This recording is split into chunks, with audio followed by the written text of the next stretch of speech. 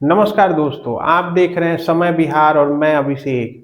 आज इस वीडियो में हम चर्चा करेंगे वैसे राजनीतिक घरानों के बारे में जो उत्तराधिकार की लड़ाई में टूट गए और इस उत्तराधिकार की लड़ाई का उनकी पार्टी पर भी बहुत बुरा असर पड़ा।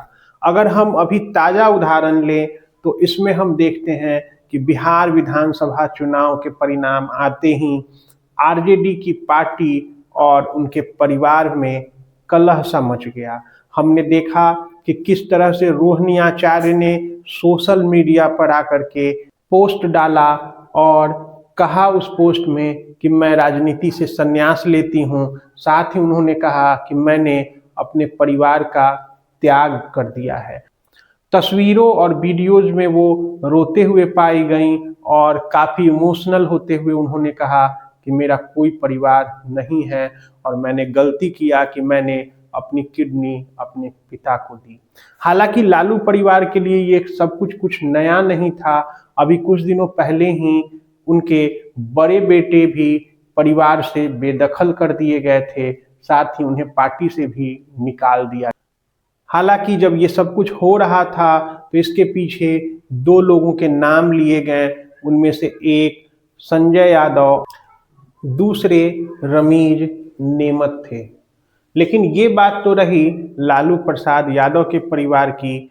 इसके अलावे और भी ऐसे बहुत सारे राजनीतिक परिवार रहे हैं जिन्हें विघटित होते हुए देखा गया है और इस विघटन के पीछे सिर्फ सत्ता और उत्तराधिकार की लड़ाई रही। अगर हम ताज़ा उदाहरण बिहार से ही ले लें तो हम देखेंगे रामविलास पासवान के परिवार को और उनकी पार्टी को कि कैसे उनका परिवार टूट गया। जी हाँ, जब तक रामविलास पासवान जीवित थे तब तक उन्होंने अपने परिवार को बांधे रखा, अपने भाइयों को, अपने भतीजों को और अपने लड़कों को एक साथ रखा।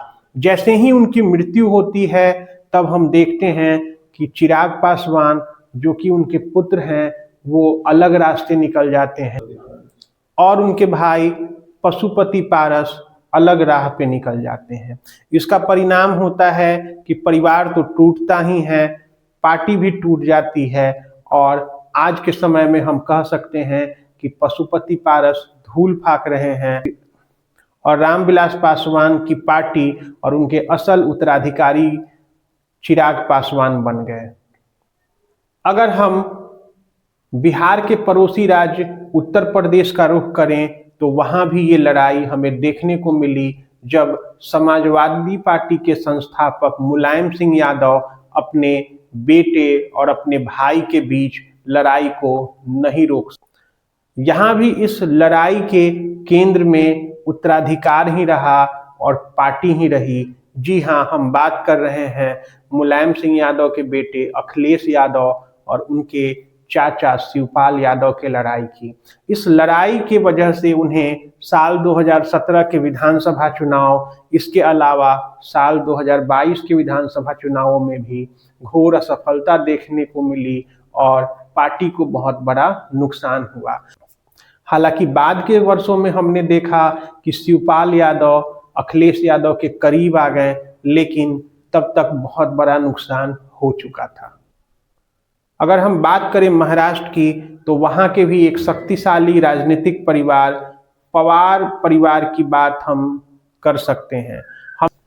हमने देखा कि किस तरह से शरद पवार और अजीत पवार के बीच सत्ता को लेकर के खींचतान होता रहा और अंतिम में जो हमें देखने को मिला वहाँ फिर से एक परिवार और एक पार्टी विघटित हुई और अजीत पवार अपने कुछ समर्थक विधायकों के साथ भाजपा के पाले में चले गए। उन्होंने वहां पर सरकार बनाई और मंत्री पद भी हासिल किया।